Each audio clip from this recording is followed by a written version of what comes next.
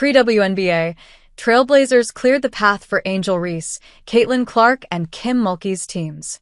The last couple of years have brought much fanfare with Clark, Angel Reese, and women's basketball in general, especially in Louisiana when, in 2023, the LSU women won the national championship. I often wonder what the long-term effects of the attention the sport has garnered will make in years to come, especially with impressionable young girls watching from afar or even up close.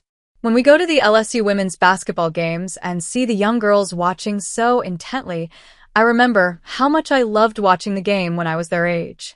This small Mississippi town where I grew up had a wonderful women's athletics tradition. Back then, I thought it was normal that the girls' games were better attended and a lot more fun to watch than the guys.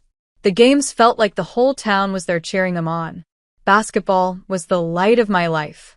I couldn't wait to grow up and play, which never happened the way I envisioned it, largely because we moved to a different town in the summer of 1980 between my 10th and 11th grade years.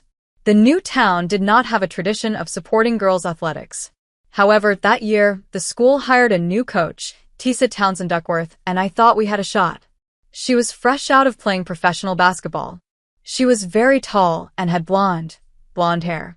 She had gone on to play for Mississippi College and then for the Chicago Hustle, a team in the Women's Professional Basketball League, the first women's professional sports league in the U.S. It existed from 1978 to 1981. After playing in Chicago for 2 years, Duckworth played for a season with the New Orleans Pride, also in the WBL. The league folded after the 1980 to 1981 season, which was the first year that I was playing basketball for Coach Duckworth. When she messaged me a few weeks ago, saying she would love to come to an LSU women's basketball game with Becky Sinclair Green, another former Mississippi College player, I was excited.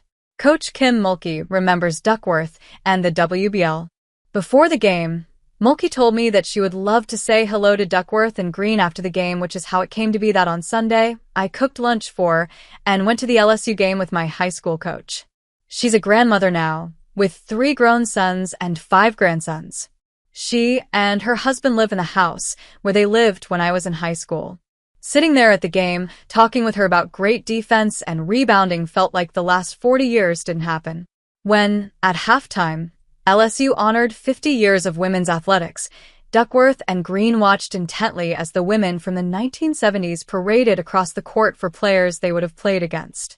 Back then, Mississippi College was one of the top national programs for women's basketball.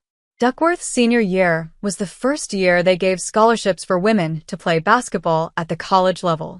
Before 1974, the Association for Intercollegiate Athletics for Women prohibited athletic scholarships for women. "We all just played because we loved it," she said.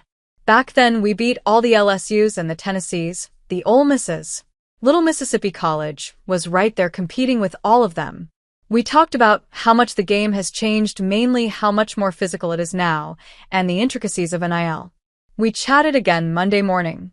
"I've been sitting here this morning thinking about it," she said. "That was a big deal for me to go back and to see it because I feel like, and maybe I shouldn't, but I feel like I have a connection with the WNBA players because I played. I mean, things have gotten better now and players are better, stronger and all that, but I feel like I played on that level. I feel a connection. It was a big thing to go back and be in that atmosphere again." We talked about the recent reunion the WBL had, with 100 players showing up, and the WBL's recent induction into the Women's Basketball Hall of Fame. At the Hall of Fame event, they said we were trailblazers for the WNBA, she said. She referenced recent comments from Clark naming a bunch of WNBA players: Lisa Leslie, Dawn Staley, Maya Moore, who kicked down the door so I can walk inside. Duckworth took exception. "Nothing against the players she mentioned," Duckworth said. "They were great players and did indeed help pave a road for her, but she doesn't go back to acknowledge some who began the process of paving the road, or, in her line of thinking, the ones who cleared the path to get to the door."